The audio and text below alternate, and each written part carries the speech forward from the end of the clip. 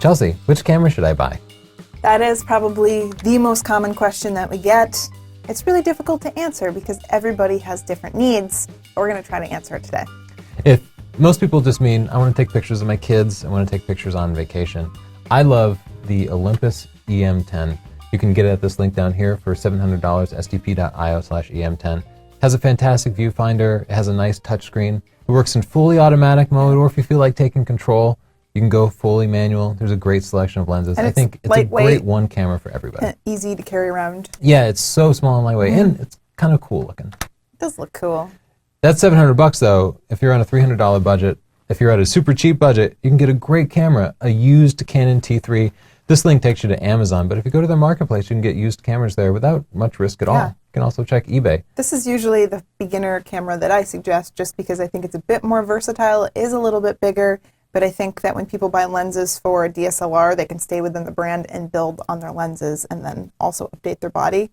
Yeah, if you think somebody's going to be a more serious photographer, if you think they're going to be collecting lenses and really mastering the camera, they're probably going to be happier with an entry-level DSLR. Yeah. But for your mom or your grandpa or whatever, I would push them more towards the EM10. If they're only going to my mom specifically? Yeah, she has been asking us. Yeah. Which camera should I buy for landscapes? Yeah, now we're starting to get into specific questions. People who have one subject that they want to really get into. We're going to go through others too, like sports and wildlife. But I think a good entry-level camera for landscapes is the Sony a6000, which I know has been your favorite go-to camera lately for travel and such too. Yeah, I like it. It's good for street photography too. Yeah, it has a smaller sensor, but it has amazing image quality, and they have a pretty good selection of lenses that you can get, and it's super small, so when you're traveling, you won't feel burdened with it. A step up from that, better image quality, is the D610. Now, most people will never need this for their landscapes. In fact, most any camera will work pretty well for landscapes. It's not the most demanding. But if you're making big prints, if you want to make sure there's absolute no noise in there, you can't do much better than the D610. 24 megapixels means you'll have lots and lots of detail. And of course, Nikon has an amazing variety of lenses. You can get it at this link down here, sdp.io/D610, and you'll help support us by giving us a few pennies. Give us pennies. That'll help us buy more gear to give you these unbiased, unsponsored reviews. Sounds like a deal. A step up from that is our favorite camera, the D810, and it's expensive. It is. And it's big and heavy. But it has an almost unbeatable sensor, 36 megapixel sensor, super low noise, so you can make big, sharp prints, and you get access to the entire Nikon lineup of lenses. My favorite landscape lens, though, like an all-in-one, instead of going to primes, is the Sigma that we have attached there. Yeah, I love the Sigma lens. The Sigma 24-105, I recommend it for Canon or Nikon full-frame bodies. Spectacular lens, way sharper than the kit lenses. So sharp. Way sharper, and fantastic value. Check it out used, too. Get it a couple $100 cheaper. Which camera should I buy for sports? Sports are one of the biggest challenges because people buy one of the cameras we just discussed and then they get into indoor sports. Outdoor sports goes fine for people. But once you get into indoor basketball, we're doing indoor soccer now, volleyball, it's so dark in there and the pictures end up all grainy or the camera doesn't focus. So it's actually one of the most demanding types of photography is indoor sports. A great entry-level camera for this is going to be the Nikon D5300. You loved it. It has a great focusing system, and I recommend getting the 18-140 lens on it because you'll need that extra reach for sports.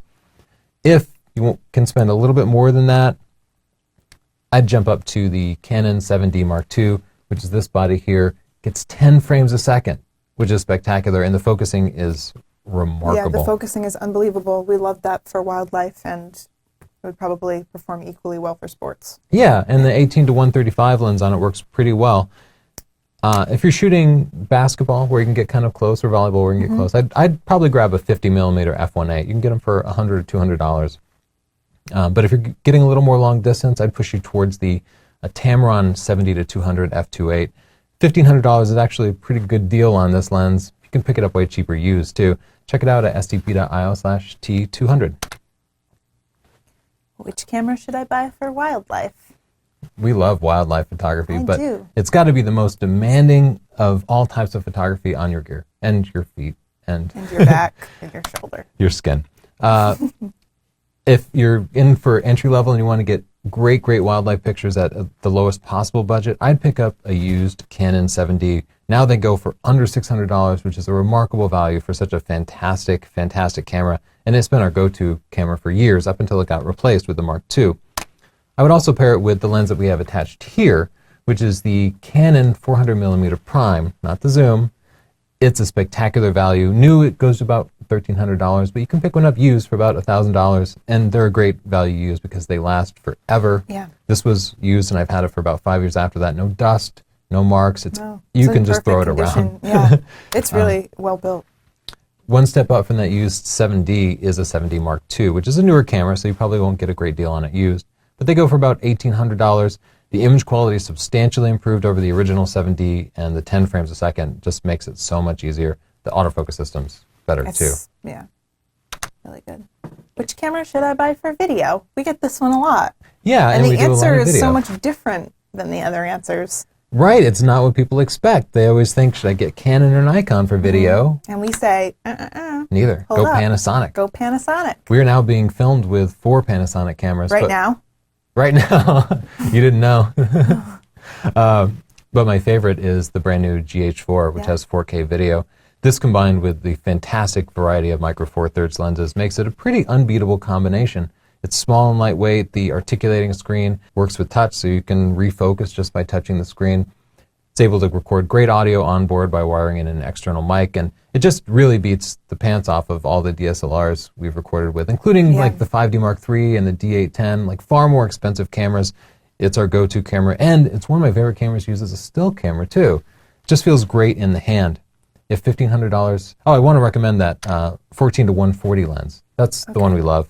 It's sharp enough for all 4K video. We've used primes and more expensive zooms, so we can't see any difference. And we love the versatility of it. Works just spectacularly.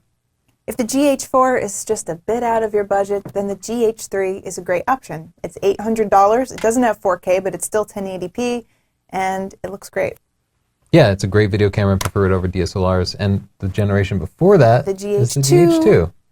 $400, and that's actually what we're using to film us right now. They're old, but they're still good. Still got it going on.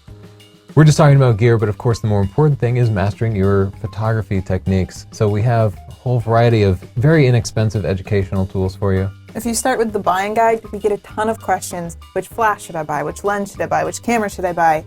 We've compiled like thousands of questions and put them into this book.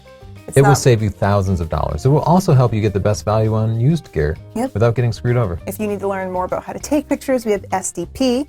Stunning digital photography. And we also have a Lightroom 5 book that just came out. Yeah, that teaches you how to post-process your pictures. It's the final step in organizing and making your pictures absolutely beautiful. Check them out at sdp.io/store. And if you just want more for your videos, please click subscribe, like, and share with your friends. Thanks so much. Thank you.